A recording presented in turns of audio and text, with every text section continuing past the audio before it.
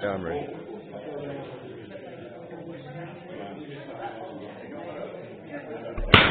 Good evening, everyone. Welcome to the Monday, February 5th, West Fargo City Commission meeting. First item, Pledge of Allegiance. Please stand. Pledge of allegiance to the flag of the United States of America and to the republic for which it stands, one nation, under God, indivisible, with liberty and justice for all. Thank you, everyone. Next item is to approve the order of the agenda. We will be pulling item number 3. Motion approved. Second. Moved and second. Any further discussion? If not, all those in favor say aye. Aye. Opposed? Motion carried. Item C, approve the minutes of the January 29th meeting. Make a motion to approve. Second. Moved and second. Any further discussion? If not, all those in favor say aye. Aye. Aye. Opposed? Motion carried. Building permits.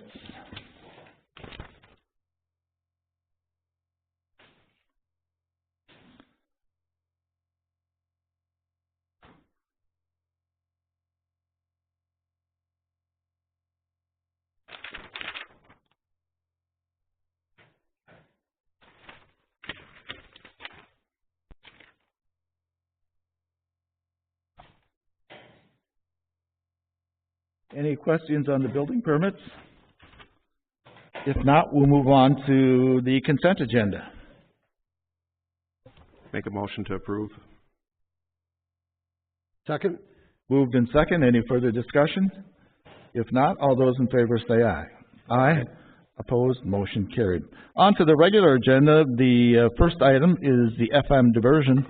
As many of you know, Commissioners, there has been a lot of information out there lately about what may or may not be going on with the diversion, and I invited Mayor Mahoney tonight to give us kind of an update since he is the past chairman, and we've been meeting a lot and talking a lot about the diversion, and so he is here to give us an update. It's a pleasure to have you here, Mayor. Thank you very much. First of all, I want to thank you all for being so cooperative with us in our joint ventures that we've been doing, and I'm glad you're using a lot of water, and I hope you don't use a lot of sewage. What I wanted to do is go on a little bit. Denny Walker and I were a little different. I was the internal optimist, and he was the internal pessimist, so it's kind of used to getting kind of about right. And so when we talked about the diversion, what we had talked about, 2009 we had the horrible flood. And we kind of wanted to do like Grand Forks did, is do a diversion. It took them 10 years. We wanted to do it in 10 years. So part of what you see a lot of times, and Mike's been serving on that all the time and helping us out with it, and a great partner for us, but the reality of how fast can you move this project. So we've been moving it pretty fast. You know, it'll be a 6.5-year build. And we went to Washington one time and said, how long will this take to build? And the general at the time said, oh, about 8 years. And I said, well, we'll be done with our part by 6. All of a sudden, the general said, wait a minute, it's 6.5 for us. So we've gotten that down to about a 6.5-year build.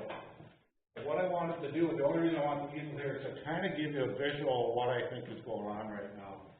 So what happened is we went to Congress, we got it authorized, meaning it's authorized projects, they don't always get funded. And the hard part going to Washington every year is how much money you're going to give us.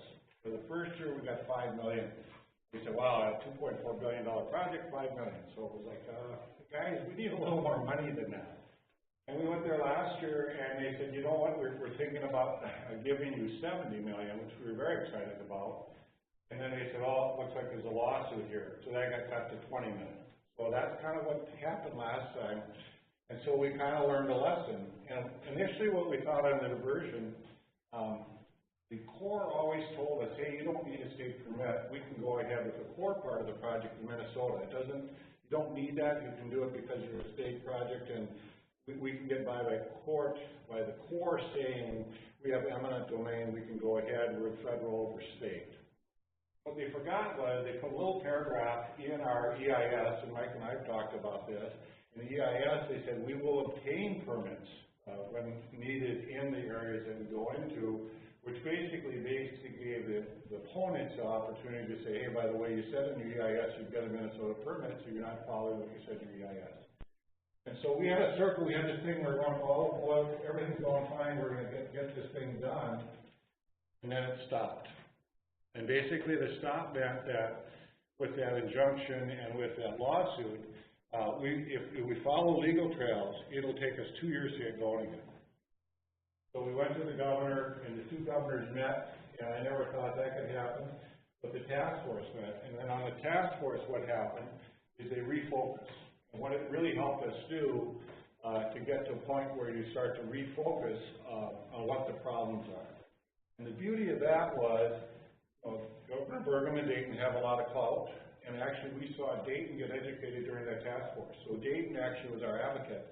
And a couple times he said the upstream people, nope, that's not going to happen. So the nope, what's not going to happen is Minnesota.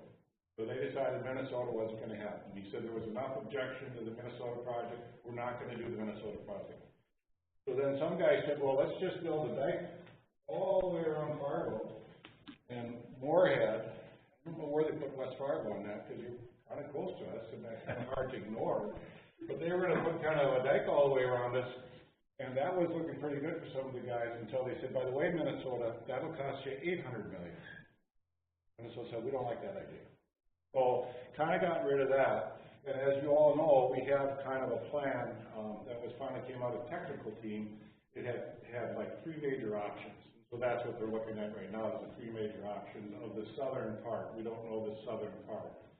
But what they came up with is you're going to have a western tieback, so they're going to change the western tieback. You're going to have an eastern tieback. They told us we're going to do that. They decided the level of the river is going to be 33,000 cubic feet per second, goes through the city of Fargo and Moorhead, so that was a level. Now you could go a little higher, and have it down a little higher, you have to mitigate for more properties, because you put more water through, you have to take care of any of the properties that are at that higher level. Well, to us, that helped us. You now got a level, we know what level we're talking about. Then they were going to put 37 feet through the city, and we had started initially the plan at 30, we went to 35, and now we went to 37. 37 causes some problems in the county, and the county, it costs $150 million more to the project to do that. But we accepted that takes less water off Rich and Wilkin County. So what happened is, what the task force did is it focused us, okay? So now what's happening is they broke out of that, and we have a TAG team, a technical team. They're trying to figure out all the different options. And we have a political team meeting as well. So it's the first time the DNR, the JPA, the Corps, and the DA board meet. So those 4 parties are meeting basically. And we're trying to get to the end of this. So what will come out of this is what I'm going to call the project. So you can see it's getting smaller, smaller, smaller, smaller, smaller. And we believe that we can get to a project in the next 30 to 60 days. You'll see me frequently saying 30 days, because I always like to put timelines on people. And if you get timelines on people, that sometimes gets you to a point of success, and that's what we're trying to do with this.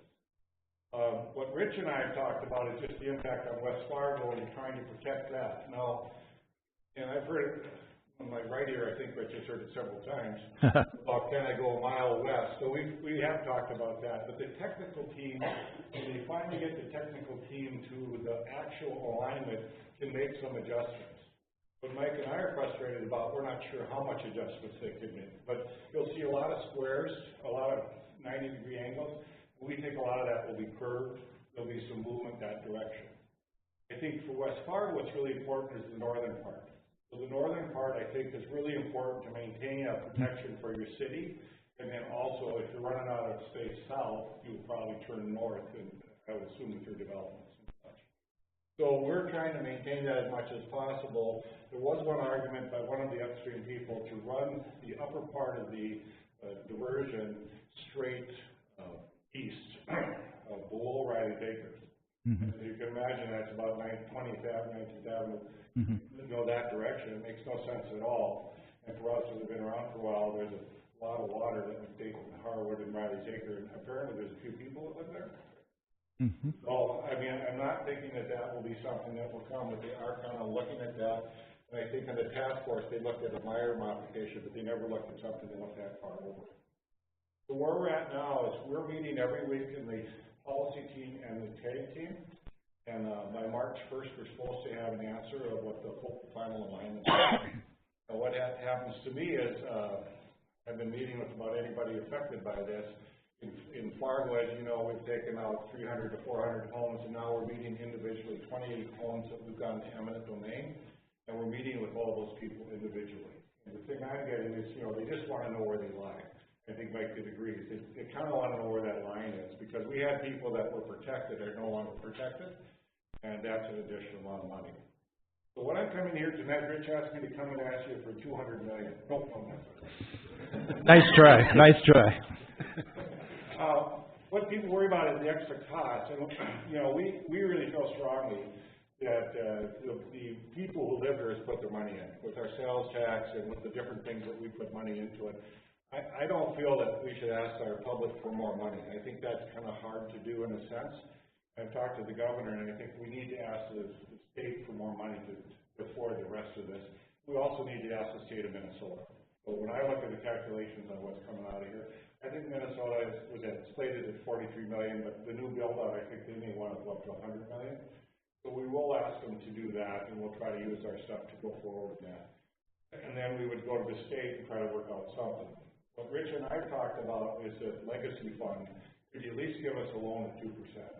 And the 2%, I don't know if the commission has talked about that. We try to up the governor to say, what if you did infrastructure at 2% throughout the state? Anybody could do 2% loan. You guys got projects, I got projects. We think that, legacy, if you don't want to spend it in a grant, why don't you do a loan and a 2% rate of return? It's a pretty good rate of return, unless interest rates go up, but it's an investment in North Dakota. So we're going to try to do that, and the diversion authority we've talked about, we're trying to look at bonding rates with there's a variety of different ways to do that. We definitely don't want to put the burden back on the local people again. We would probably push to the state give us more. Are we still talking P3? P3 is still going to go forward, and where that is, if we can get the alignment kind of straightened out here in March, John Chuck is working on that. What would happen is the P3 process, and if we get the injunction released, the P3 process would proceed this year, and our hope would be we'd have a bid by end of year, and our hope would be the P3 would start next spring. That's pushing John aggressively, but we would like to do that. We still have 3 bidders on it, and we have some interesting things on that, because that same question came up. How long does it take you to do the P3? It's just a big ditch and a couple of bridges, right? And the reality is, if they do it 24/7 and build through the winter time, they may both cut that back down in time as well. So the question will be, as we get going here, is how long will it take? And I think Mike and the team have been trying to get this thing done by the 24th. That's kind of the dream of getting the diversion done by. And I think we've all been fortunate. We've had great springs. But we're going to get flooded one of these springs, and I just don't really want to wait too long for it.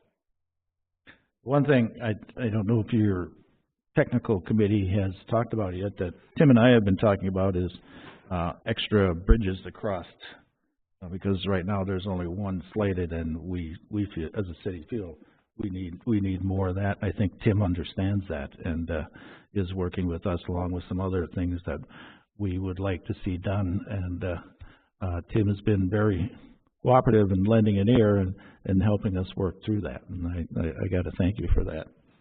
Are there any questions of Tim, as long as we have him captive here? Mayor, do we have an estimated new cost? Estimated new cost between $200 and $300 million. And as you would understand, they're going to do tweaks to that. There'll be these different changes. And then there's been questions about, are we overbuilding our bridges? So is there a way of tweaking that? Part of the concern of the group is that maybe we designed just a fantastic project, but we didn't quite have that much money. Could you cut back on a few things? And that might have to look on. To Rich's point, safety is concerned, so you got to have crossings low enough for people to get back and forth. Any other questions? No, I just want to, Mayor, I want to say, Mayor Mahoney, this is so refreshing. You know, I've been on this board a long time, and we have never had a Fargo mayor come over here and talk to us like you have, which is not a good thing. I mean, this is a great thing, and the way you and Rich are collaborating, Mayor Maturin, I mean, I think that this is good for both of our communities. What you're doing tonight is good for both of our communities, because we do all agree we have to go more regional, and this is exactly kind of what you're doing. So we appreciate your support very much. Thank you. Thank you very much. It's been a good group to work with, and I think we've broke down a lot of areas that used to I agree with you, Tim, that there were a lot of barriers there that we've broken through, and you know, Tim has cleaned his ears and listened. When I came on board, there wasn't barriers; they were called walls. And so, I mean, the staff has always gotten along well, but I think the commissions, over the years, this is just so refreshing. It's just a breath of fresh air to see you here. So please come back again. Okay, good. Well, maybe when we get the pile of shovel going in, we'll all together, okay? There we go. Thank you. Thanks, Mayor. Thank you, Tim. May I ask a question? Sure. Mayor Mahoney, you mentioned building through the winter, 24/7. Do you know what kind of an impact that might have on the overall cost of it? John, can you answer that? That's a good question, Fran. That's kind of a question that we studied a lot in the P3. The advantage of a continuous construction cycle is you don't have any stoppage for the equipment. I've heard some estimates of between 50 to 75 million because of the continuous cycle, and then you save maybe a year or two of construction, and so on top of it you save the escalation in construction prices every year. So you might be approaching a little bit like 120, 130 million if you can dig it 24 hours a day, 7 days a week. And all the teams said they could dig it. Thank you. Thank you. Okay, on to item number 2, core infrastructure contracting costs. Chris? Mayor, Commissioners, last week we selected Advanced Engineering as a preferred consultant to complete our core infrastructure master plan. At that time, the Commission asked about total costs, including those for more engineering. You can see from the memo that I included in the agenda is a detailed list by task for Advanced Engineering, totaling to $295,500. And more engineering gave me an estimate of about $30,000 for providing records, coordination, and technical review. I've also attached a copy of the contract for the project, and I'm available for questions. Any questions of Chris? Any questions of Chris? If not, do I hear a motion?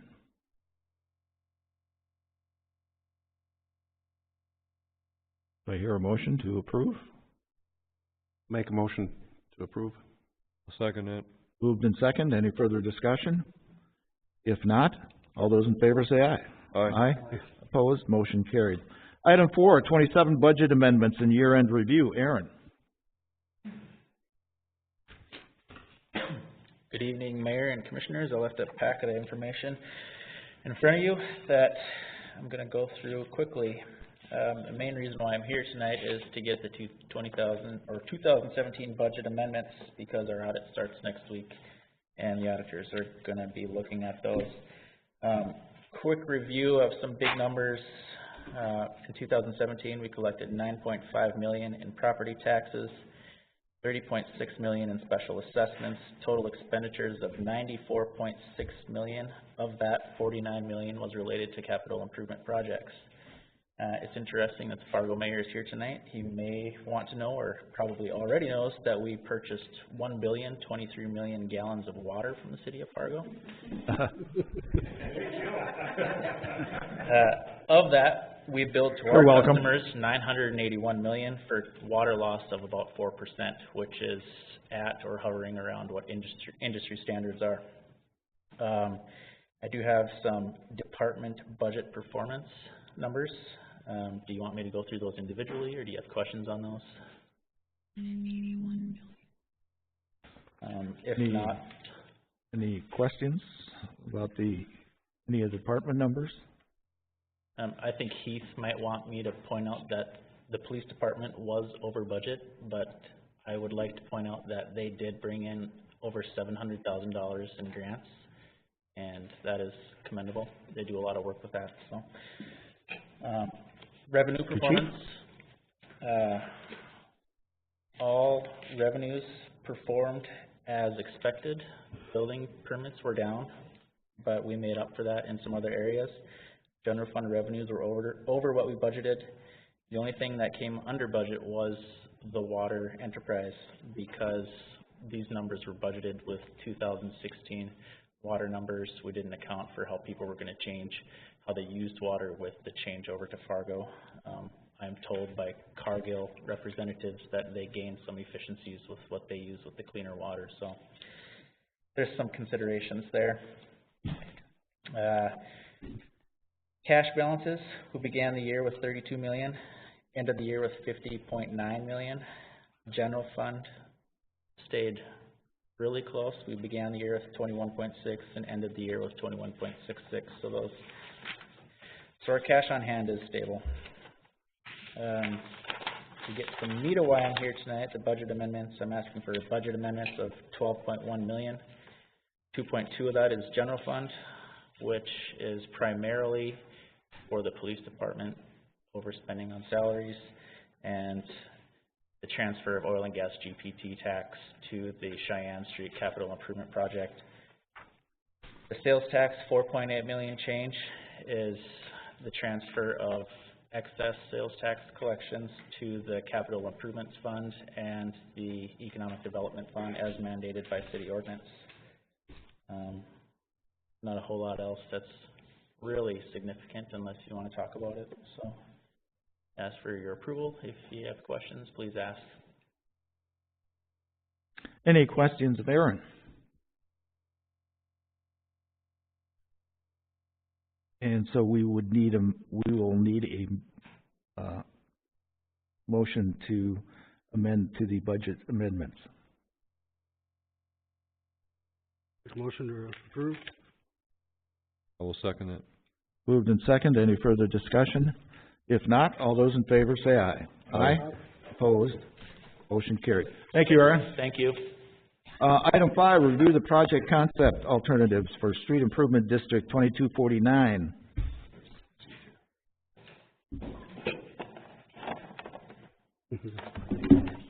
Well, Mayor, Commissioners, while Dustin's hooking things up here, I'll just, these next two items are both for review. We've been working together as interdepartmental teams. We've been engineering, public works, planning, economic development. We've been looking at how to redevelop downtown Cheyenne Street between Main Avenue and 7th Avenue, and also our proposals for a roundabout. I guess first one up is a roundabout. Just to get some feedback, I know we've been out talking to several of the different property owners out there, and we got some feedback from the community church.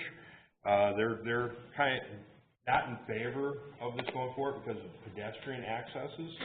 I actually looked up on the internet and I found it right here, and it's interesting. We take a look at here from pedbikeinfo.org.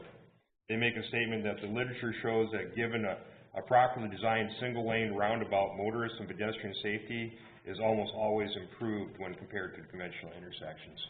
So I think that's a pretty strong statement. We're starting talking about pedestrians. So, but this, when we're taking a look at this of the roundabout, is we're looking at moving it to the south and to the east.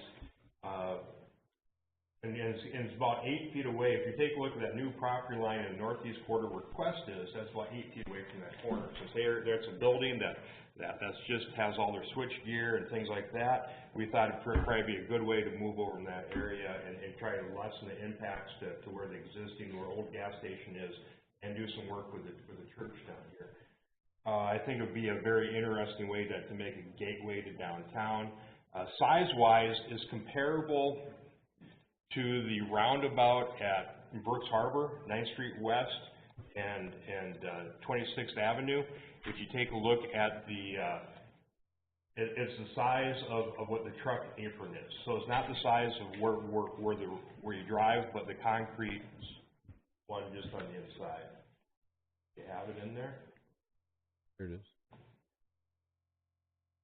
So if you go down there and take a look at it, the kind of orange area on the outside is what we're looking at, is what the driving width of that striped circle. That should give you a real good idea of the size of this. Chris, how big is this one? 40 feet. And what is the one that you're proposing or that we're looking at? It'll be 40 feet. Okay. Oh, yep. No, I mean, how big is the Brooks Harbor one then?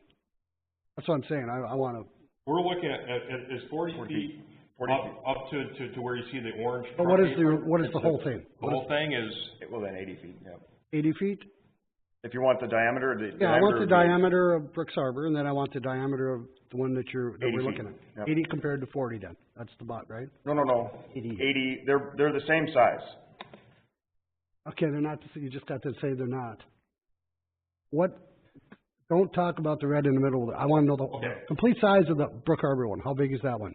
that truck apron's another 10 feet, so that's a 50 foot. So that's what we have, is a 50 footer, It's a 50 foot, and we're 50 proposing footer. a 40 foot. right? And you wanna go to 40, that's what I wanna know, Yeah. 10 feet, Yep. that's what I wanna know, not, Yeah, I'm just trying to give you some ideas so you know when you're out there driving. Yep. It's tough to talk numbers because it doesn't really mean anything to us, but if you can go out there and drive this thing, if you jump that curb and you drive that apron, you can really get an idea what I was talking about. Some of the negatives, I can't really say they're negatives. It's gonna change the culture of the neighborhood. It'll give you that gateway feel to it, and it's gonna operate better than the four-way stop that's there now, but it won't operate to the same level of service as a signal light would put out there. So we can't move as much traffic through. Now, the future corridor study was telling us we're gonna have about 9,000 cars a day, and a two-lane road can move at a level service C 15,000 cars a day. So that's just for the road part, not the roundabout. So you're gonna have a little bit reduced capacity compared to the signal light, but it'd be better capacity than what's there with the four-way stop. So it's a give and take. We're changing the culture. We had a truck route meeting here last Wednesday, and we had some very positive comments from about everyone there about removing this off the truck route. So it's still designed for delivery trucks to get through, but certainly not designed for semis and cranes and things like that to get through. I think Dustin also has some renderings to give you an update on this. so can I go back for just a second? Certainly. You guys all know I like roundabouts, I'm Mm-hmm. not against them. My biggest concern again is, like I've told you forever, is the size. The Cheyenne Street and Seventh Avenue are hugely busy. I mean, they are very busy, a lot busier than Brooks Harbor out there. So my question is this, it's 10 feet, basically 10 feet smaller. I drove that roundabout in Brooks Harbor, I like it, driving it the normal way, not on the red. What do we gotta do to get 10 more feet downtown? What is, I mean, is that, Well, we'd probably be having to take more property can we from. curve it one way or another more? Can Yeah, we go more, you know? you know, we moved it about as far east as we can. We might be able, then you have to start looking at moving it south and impacting the church on the corner. So that's where we're looking at. So it's 10 feet that way, you're basically sliding everything, the curb line 10 feet to the west, which probably, you know, if you take a look at that line in there, can you zoom in a little bit, Dustin? Probably about what's left of that one stripe there on top is probably about 10 feet. So you'd probably be moving that way in. So then that could be a negative impact. To mitigate some of the issues of losing some parking, you know, I like to note first that Community Presbyterian Church is they're working with us on this. They are using some of our property already for their parking. But we're looking at building, do you have that rendering up, Dustin, or shows you the? No, the additional parking? Additional parking? No, it's not there. We're looking at connecting, if you put your cursor right through there, connecting their two lots together with some parking to remediate some of the issues of removing some of their parking in the front and adding some to the south of their building, connecting those two lots so they can have some circulation, and also allow us to be able to remove their closest access to Cheyenne Street, So which if we they did are that- agreeable with. Okay, so if we did that, could we not get more room from that portion then? Could we not go a few feet that way towards the church?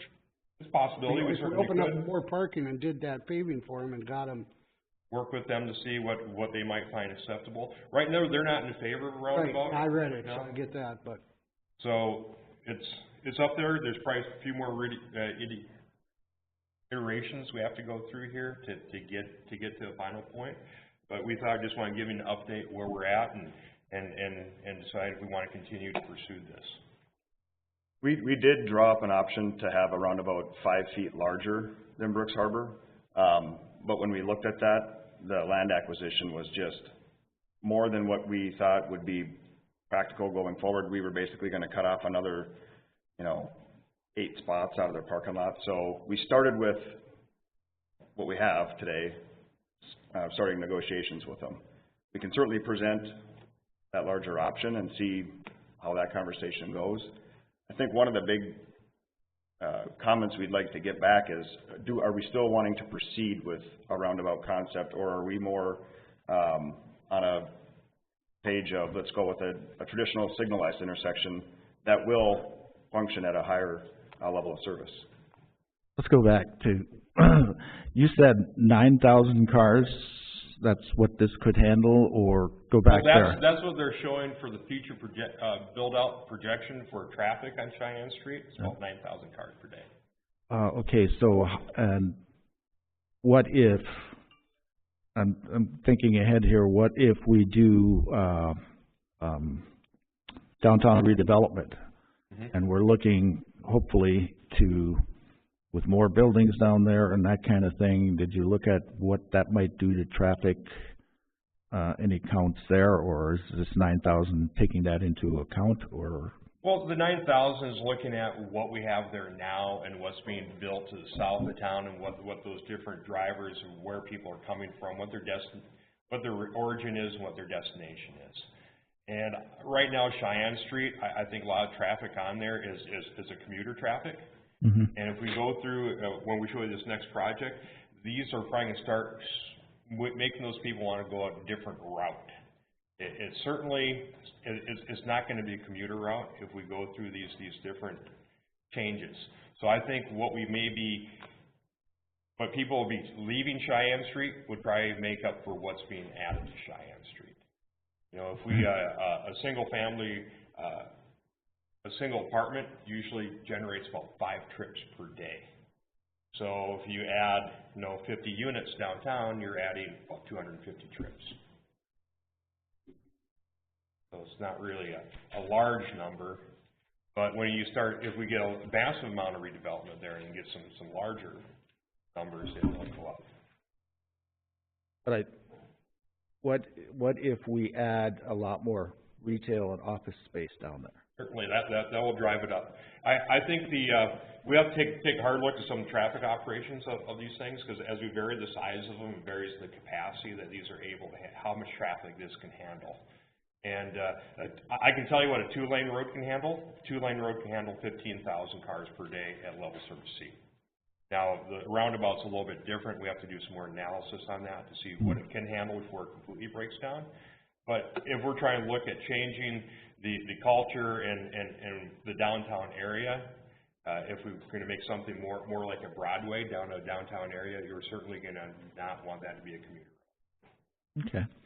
I guess I'm just looking into the future. I'd hate to 10 or 15 years down the road have you guys standing in front of the next commission going, well, we got to tear it out because now we have to put in stoplights because of more traffic, and that's what I'm getting at, so I want to make sure that we can handle this. I have some trepidation when it looks at some of these vast changes as we go into this, start describing what the urban grant program project that we're gonna propose to you. We start making some of these big changes. It's really a cultural shift, and it's so different from what we have there now, and it makes me nervous. Just because big change makes me nervous. Chris, you mentioned that meeting. I think it was very successful. I think everybody, the DBA and all of them, were obviously for taking the truck route out and changing things up, and they were all very excited about the roundabout. And I am too. I think this will work. All I'm saying is I want you guys to keep your eyes open and think bigger. And if somehow we can do that, to me it'd be a lot better. But I think the roundabout's the way to go. I just don't want to see a small one. I think that's going to hurt us. We really have to vet it and get it as much size as we can. The way it's designed now, are we taking parking away from the church? Yes. What's the net? I think it's a net gain, actually. If we build them an additional parking lot, as you can see here where I'm kind of moving this cursor, if we build that for them, they gain, I think, 3 spots. Okay. If we do not build that and we simply put this in, they lose, 8 spots, whatever that number was. Yeah. I think that's probably a given that we would have to do that for the church, so I'm not opposed to that. But again, if we can think of other ways to add a couple feet here on one side and the other, you can get that 10 feet back hopefully, and put a bigger one in. And I just think we'd be a lot better off. I think a nice option of this roundabout is we're able to eliminate an access point on 7th Avenue, which is, you want to move that cursor straight north there, Dustin? Straight south, you go south on church parking lot. I'll let you move it. Right here, there's an access right now into the church, and with this option, which church is agreeable to, for this part, is eliminating this access. Because then they would be able to come out here, hit this access, they could go north and go any direction they want through the roundabout. That would be good all the way around. That'd be good for everyone. Getting access back close to the functional area intersection is most definitely a plus. So you're pretty much satisfied that pedestrian traffic will be able to comfortably. Well, it's counterintuitive when you think that if you're at a stop sign or a signal light, that those are the most safe ways for pedestrians to cross.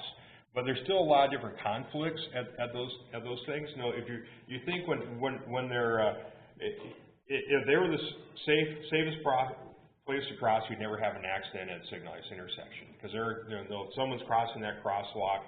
We have the left turners and the right turners. There's a lot going on in a signalized intersection, and most times, and especially in our areas, there aren't that many pedestrians, so a lot of those drivers aren't really looking for those pedestrians in those crossings. So that's the detriment of a stop sign and a signalized intersection. But when you come down to a roundabout, you're only looking for one direction of traffic at any one time. You may not have that stop sign that's going to give you that gap, but if I'm standing at a crossing a roundabout, I only have to pay attention to one direction, because there's only one direction that car's coming from me. I cross halfway to that divider median in the middle, which is a nice big pedestrian safe refuge there. Then I can stop and take a look at one direction of traffic. I never have to worry about anyone turning into my lane, crossing two directions at once. Sorry, but I'm not Presbyterian, but apparently there's somebody here from the church that would like to speak. Oh. If you come up here and identify yourself. I know everything I'm saying, I'm speaking third hand, so we got the guy with the first hand. Yep. We'll need your name and name and. I'm Greg Stirrup, and this is our pastor. Hey, welcome. Yeah, I've taken some exception with what's been said, and again, granted, he wasn't there at the meeting. As far as the pedestrian, I have some people at work that live, it would be west of Cheyenne and north of 7th. Her son has to go to the school to catch the bus. Now, school starts early in the winter because the sun isn't up yet, and the sun goes down early. And her concern is safety for her child getting across the street when there is no traffic stop. There is no pedestrian traffic crossing with a stop from 13th to Main. You also have the swimming pool, you have the athletic courts. We have kids coming across from the high-rise or that development area going over to the west side of the river. And again, there's accessibility issues. And that was, in our letter, the primary focus. We have people that come to our church from the high-rise in wheelchairs. Getting across is an issue. As far as the parking lot, we have no problem in closing off the access on 7th to the front parking lot on Cheyenne. That's not an issue. The issue becomes the parking lot on the side of the building. You're basically wanting to improve downtown, but you're taking our church and making it a building surrounded by blacktop. We have access issues with the neighbor to the south, and then there's a huge power line grid. That's why we couldn't do any more with the parking lot, because there's a huge power cable that runs through the back of the property to a box on the southeast part of the parking lot in the back that services all the neighborhood going south. There's a grade issue between the south side of the lot and the neighbor next door. He already has an elevated foundation to keep water out. And aesthetically, if you're looking to improve the downtown, how can you justify turning our lot into a parking lot with no green space? Mm-hmm. If you're trying to develop the downtown with green space and have people come. So those are the issues. There's a bus stop there across from the high-rise. There's a driveway there at the high-rise just off Cheyenne, around the corner on 7th. Again, it's an accessibility issue.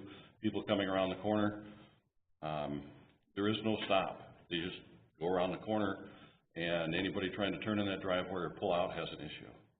So there's just a number of concerns. Unfortunately, another member who is an architect, works for an architectural firm that's been on this, from what I understand, your planning committee in the past, was unable to be here. He had gone out of town at 5 this morning, so I'm here instead. Pastor, would you like to? I think Greg has covered most of it. We do see, not so much in the winter time, but in the summertime, the spring and the fall, we've got kids that are going back and forth. We've got the people from the high-rise that are trying to get across the street in their wheelchairs, or they're not very quick about how they can, sure, how fast they can go. And those were the things that we were seeing as seeming to be contradictory to the wanting to create a more pedestrian-friendly and have people in this part of the Cheyenne from 7th to Maine to be a little different than what it is now, unless we misunderstood. But that's what I thought you were saying, and it just felt like it was going to cut off that use that goes back and forth, particularly for the kids and then high-rise. It was a matter of segmenting. Now you have, instead of one neighborhood, you've just put one on the northwest, one to the southwest, one to the southeast, one to the northeast, because interaction across, there isn't any other way to get across from 13th to Maine. You want to develop downtown, but there isn't any pedestrian access across. This is the only access coming from the west side of the Cheyenne River to the east side, other than Maine and 13th. Sir, I don't, first of all, you haven't seen all the plans yet that we're doing downtown, have you? So there are intersections that are in the plan, that'll be all part of this. This just isn't one. And I'm not disagreeing with you, I'm just letting you know there are intersections, but... Right, and that's why I say, unfortunately, the gentleman that was involved in that couldn't be here because of his work. Right. But what would be I'm just looking at it right now at this intersection and understand. What would be your solution then? Much as I don't like traffic lights in a residential area, that probably would be it. We had issues with the four-way stop now because of our driveway and people cutting through. That's why we're not adverse to having that driveway on Cheyenne, 7th closest to Cheyenne, eliminated. That would eliminate people cutting the corner and cheating, and that creates a traffic safety situation as well. That's almost kind of almost a separate issue, though, isn't it? I mean, you could close that right now today if you wanted to, right? That has nothing to do with us, really, does it? If you wanted to close it, you could close it, I mean. But yep. So, I mean, that's kind of, what I'm saying? that's not the most... Yeah, right, that's an option you already have if you chose, so Right. choosing But that. no matter which plan you choose, that's a probable result, no matter which you choose, whether it's That intersection is busy, so no matter what option we take, it's trouble. It really is. For people with handicaps, it's trouble, regardless of what we do there. My question, Chris, is, before you got up, I was gonna ask this. So when everybody's looking to the left, looking for the cars, how are you gonna see the pedestrians? How do you have that set up? I mean, if you're saying everybody's looking to the left. Well, the pedestrians, if you take a look, are set back a little ways from the roundabout, right? From the roundabout. Okay. So you see the crosswalks are out there. They're set back a little ways, and like I said, they only have to worry about one direction traffic. They only have to look at one direction. No, the kids don't, though, right? The pedestrians got to look. The pedestrians only have to take a look in one direction. The traffic only has to take a look in one direction. The speeds are reduced. If you have a signal light here, if they hit this on a green, they're coming through at 30 miles an hour. Speed limit is 25. Well, very true. I'm being very pragmatic on it. As far as pedestrian safety goes, we have roundabouts right next to two of our elementary schools. That's existing. And I haven't heard of any type of pedestrian safety issues in locations. So.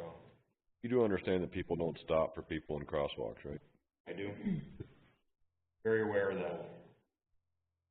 It's, you can be standing there and throw your foot out there is the only way, what do they call that, suicide? Suicide step. They don't stop, Chris. No. And you know, we have the issue of stop signs, we have that issue at signal lights. The driving public just doesn't look for pedestrians in our region. And you talk about that, Pastor, and that's the whole plan behind the Shannon Street renovation, is to make it walkability, to slow everything down. So that's what we're trying to do. So I mean, we're not, maybe somehow we can work this out, I guess, and have you collaborate more with us to work on this. It's just a major concern. Right, yeah, I agree. It is, yeah, so. People coming across, and I agree. so that is, we didn't hear anybody else really talking about it, and we really thought that needed to be talked about. There's a big vetting process we have to go, so this we keep bringing it back and getting more information, more feedback, and it's fantastic here. Thank you. Both of you. Could those crosswalks, I'm sure number one, they'll be handicapped accessible by law. Could they incorporate pedestrian safety things like a crossing button or something that puts a light up or flashes or something, you know, that's. If you look at, that's a good idea. All our crosswalks right now, we do have the push button activated pedestrian crossings. So whenever they hit that button, they start flashing yellow. On the roundabouts? On the roundabouts? Yep. The one by Freedom Elementary is a good example. Is that Google Earth you're on? Yep. You want to just pop down there and take a look? I guess the other thing, just look, and I know this is all just schematic drawings right now, but I understand the church is concerned of losing green space, but they're actually picking some up along the roadway, at least on this drawing. You're going to put in a boulevard of some sort and some trees. I think go to the drawing there, Dustin. Conceptual drawing I have here. Yeah, we have that drawing, so there's a little bit of boulevard, green space, things like that. It certainly is an impact to them. It'll make their site operate a little better for parking, but there's no doubt they will be losing green space. This is an option to work through with the church. We're just trying to throw out a lot of ideas right now and see what sticks. Take a look at your rendering here.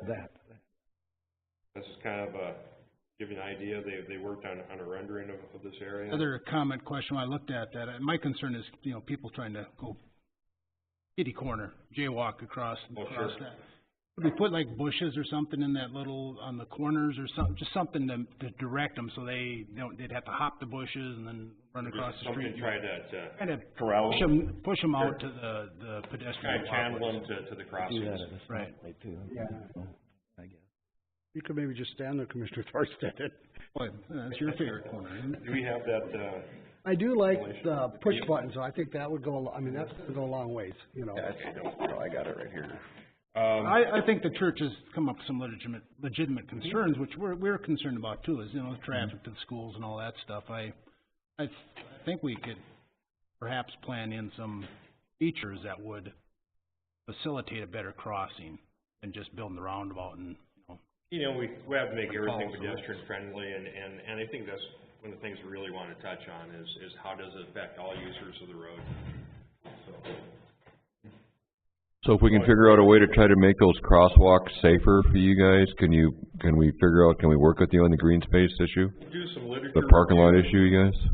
I'll do some literature review, and I'll talk to some of the other traffic engineers in the area, the Upper Great Plains Transportation Institute, and see what type of guidance they may have, and if they have some more experience of what we can do to improve that.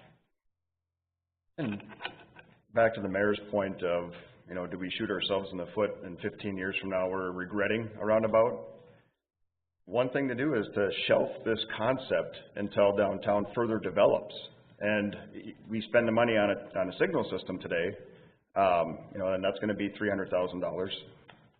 But at least in 10 years, if you wanted to go back to the roundabout concept, it's easier at that point, to take out signals and then build this versus take out a roundabout and go to a signalized intersection. So maybe that's an option. We finalize something like this, put together a technical memo with some of these things laid out, and we shelf it with either the comp plan or some of our downtown studies, and we have it as a resource.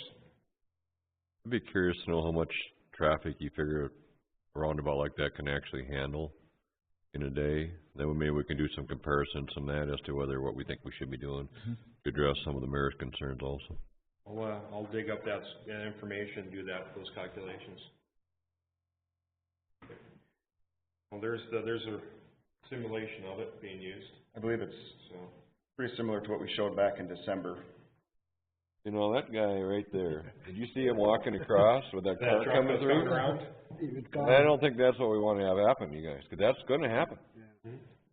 Show me that. What? I didn't see any lights. I didn't see that. So my other, and that's the other problem is when we, so my concern is also, you guys, when we get to have a high volume of traffic like that, how in the hell are you supposed to get across the street? Because they won't stop. See, and that is the difference between the Freedom Elementary and the Brooks Harbor Elementary that have roundabouts. They don't have that kind of traffic. I know, but this one will. And this one will, so. And they won't stop. So, I mean, you can be standing there for half a day out in the middle of the street and can't get across. Not good. Especially when it's a little kid. Because you have some angry parents there, trust me.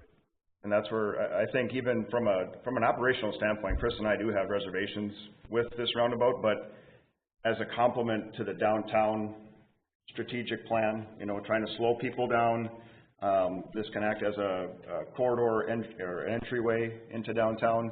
It provides some of those opportunities, but yes, from an operational standpoint, Chris and I certainly have some reservations, and I think for the next time we bring an update, we'll bring an actual technical memorandum that I think we can go through and check the boxes, pro, con, and we'll certainly go through the pedestrian. We'll dig heavily into the pedestrian.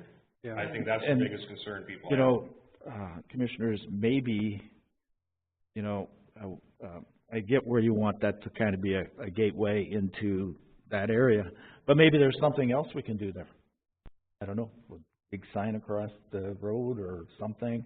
Maybe there's something else we could look at that would make it a gateway. That could be my comment, is maybe there's, you know, we could think in the signalized intersection, maybe there's something we could do like Fargo did on like First Avenue North, with decorative concrete and, you know, just some stuff around it to make it look, you know, something different than just a regular intersection. Maybe there's something that can be done, or like the mayor says, some monument signage or something. Visual cue that you're changing where you're at. That we're kind of going into something different there. Think outside the box is what we're saying. Yeah. We'll get all the guys, all the outside box thinkers over here. Yeah. You know, Reverend, get your group together and come up with some ideas for it. Great. I think we'll go on here to the next item. Governor Burgum went through and he created a urban grant application, and it's for revitalization of downtown areas. Each of the major cities, they passed out these handouts showing what area were eligible for use of these different federal funds. They're assembling these federal funds out of our urban roads program. I think they're using urban a little bit too often. But those are our highway dollars that we get to rebuild our Cheyenne streets and 13th and all that. So some of this money's coming out here. Some of the things we're looking at is right now we have a 3-lane road that's quite wide going down. We're all aware of what Cheyenne Street is there today. And according to the capacity, at a level service C, it can take about 19,000 cars a day. So we're looking at reconstructing this, not reconstructing it, actually saw cutting off the existing curbs, narrowing the roads, called a road diet, putting some on-street parking, parallel parking, and making it into a 2-lane road, which allows the level service C 15,000 cars per day. Now, what we're going to start looking, we'll go from Main Avenue and we'll travel south. And just give you some little ideas where we're going at. First, about the first block here, we're not going to touch. We don't want to get into the functional area of Main Avenue and mess with the capacity and what's going on up there, with all the different access locations and things like that. As we start traveling farther south, once we get south of First Avenue, we'll see that we're creating a protected parallel parking on the east side of the roadway. The existing curb line, can you see that on there, Dustin? Where's that? Pretty much where the... One on the north side, on the east side is basically where the start of the green is. So we'll be bringing that out, allowing on-street parking, parallel parking. We'll have some more green space. We have a 8-foot to 10-foot sidewalk going all the way north and south down through this area. Give us an area so we can move the traffic signs, the street lights, all that out of the sidewalk and make it more of a pedestrian-friendly areas. We get to the intersections. You see we're actually noting those down on both the east and west sides. So we have a crossing distance, as much shorter crossing distance for pedestrians to cross. So instead of trying to cross, the 50 feet that's out there today, they'd only have to cross about 27 feet. That's here. As we continue to move south, we get in front of Choice Financial, and this is where the new Pioneer Place building is going to be going in here. We're giving some options. And I think we'll afford this option to all the properties on the west side, is if they were to give up some property that we'd be able to put diagonal parking on that side of the roadway for them. That only works if they can donate some back to us. We're working with Choice Financial right now and Pioneer Place to try to get a joint parking access between those two, so we can eliminate some accesses, combine some accesses. So that makes it safer for the users of the roadway that you don't have these random locations where cars can come out at you. So as we continue to move a little bit farther south.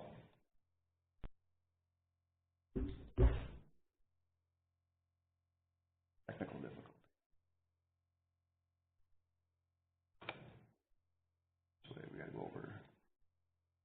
Now we're at Cheyenne Plaza. No, we're getting down to Cheyenne Plaza. That's already completed down on the west-hand side. You see on the east, we're bringing all that down, providing some on-street parking, the wider sidewalks once again. We keep going down the same concept as we move to the south.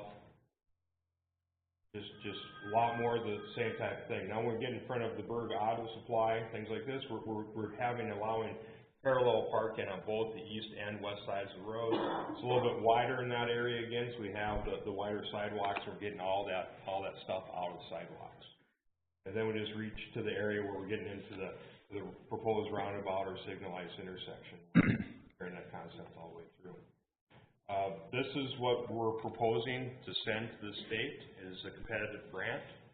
And we'll see how things shake out. I have to ask this question. If Wendy does a story on this Wednesday, the question I'll get on the phone within minutes is, what's that going to do to cruise night? I can tell you the Toppers Club will be on the phone right away. I'm going to throw this question to Matt, because he met with the guys from Toppers. Well, Melissa met with Toppers too about this. And I guess I can paraphrase. They were actually excited about the roundabout because it'd make a way for them to turn around and get back to the I suppose. But I think we're still allowing ample parking, especially the diagonal parking. Give those parking spots there.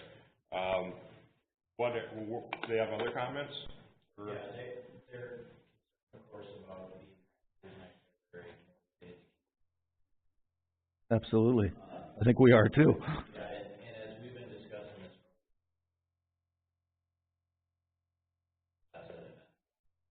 with the bump outs, you could still have 2 lanes of traffic in diagonal. The road would still be perfect. But as they go around the bump out, they might pull into what would be the parallel parking lane. There's ways to do it. Still motivated to support that.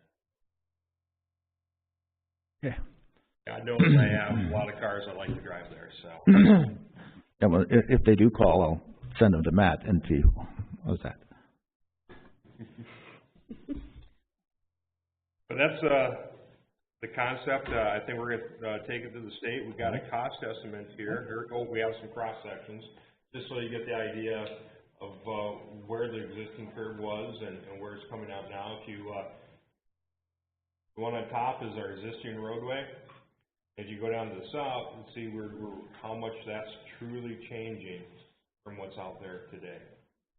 And we, you know, I think it's a perfect story written to what Governor Bergen's, program is meant for. Sure. You know, preserving existing, infrastructure, traffic calming, using pedestrian and bikeway access. So I think we're doing all those things. So the idea too would be that if you get more of an enclosed feeling so that you slow down. Is that part of the idea? That's kind of the whole idea. We get some trees, we get a lot more nicer, street furniture on the sides, planters, all this stuff. So we put in a lump sum of like $250,000 for just landscaping and street furniture. Good. When will you hear? You know. I know the deadline is end of this month to go to the state, and it's for 2019 construction. So we still have to go through the entire federal process, writing the project concept report and all that. So my guess is they'll probably turn around pretty quickly if they want 2019 construction. Okay. Great. That's all Dustin and I have. I like it. I think it'll be a good feature for that area. That's what we want everywhere. It'll change the culture of downtown. Commissioners, what do you think? Yeah. I think it's gonna change it dramatically, and then changing the truck route, I think it's gonna give it a whole different feel and flow for the whole area. There's an opportunity to start having some more of those sidewalk cafes and things like that. Exactly. Yeah. Great, thank you. Thank you, guys. Thank you. Okay, Tina. Yes. The question you asked early on in this presentation about the impact on that roundabout. I'd like to ask Chris and Scott what impact that intersection and what he's just talked about is going to have if we have 2 and 3 Cheyenne plots on the west side of Cheyenne Street. Yeah, that is. We're going to see question. development push from those buildings west towards the river. You know, that's all the motor part. And what kind, you know, I think there's some traffic counts because that would have a dramatic impact, I would think. Well, Cheyenne Street and a lot of the traffic we have in our entire community and on most definitely our major roads usually consist of a morning and an evening peak. Sure. When we're downtown Cheyenne Street during the normal day, there just isn't that much traffic down there. We have what's called a directional disparity. We have everyone's going one direction in the morning, everyone's coming a different direction at night. If we get this type of redevelopment downtown, I think you start seeing more of an even traffic coming throughout the entire day. And if you look at the 2035 projection numbers, are looking like 9,500 cars a day. That doesn't include what we have down there now. And a 2-lane road can actually carry 15,000 cars per day for a level service C, just like a report card, A through F. And letter C's, I told my dad, C's get degrees. So. Okay. Does that answer your question, Frank? Chris? Yes. You know, I watched that traffic, and I think the majority of that traffic is just going through. It's kind of pass-through traffic. Yep. I think the majority of that is coming from the east. So when we start to down East Main Avenue is what I'm saying. So when we start to do things to make this more difficult to travel, I think those people are going to turn off on 45th, maybe 9th Street. I don't think they're going to come down when all of a sudden you got to really slow down and wait for people to, So I think we're going to, not only are we going to gain some, Frank, is what I'm saying, is we're also going to lose some. I think so, you're correct, Commissioner Simmons. You'll start seeing they'll start changing their traffic patterns where they drive. I think you'll probably see an increase on 1st Street, since that's a signalized intersection of the main. I think you'll see an increase in the 8th Street West. And I think a lot of different commuter routes, people will find different routes to take.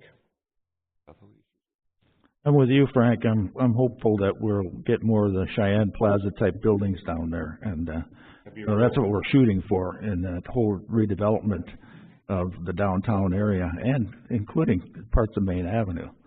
And so I think we got a good start there, Frank. And so that land Chris mentioned about being given for more parking, I'd look at that as an investment of the property owners to improve what they develop there, opposed to giving it.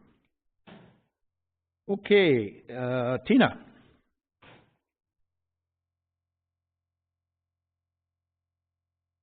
Good evening, Mayor and Commissioners. I'll make this really quick. I just wanted to remind you that a number of staff this week, today through Thursday, are attending FEMA incident training at the Holiday Inn, and having one day in, it's already been very, very educational, learned a lot.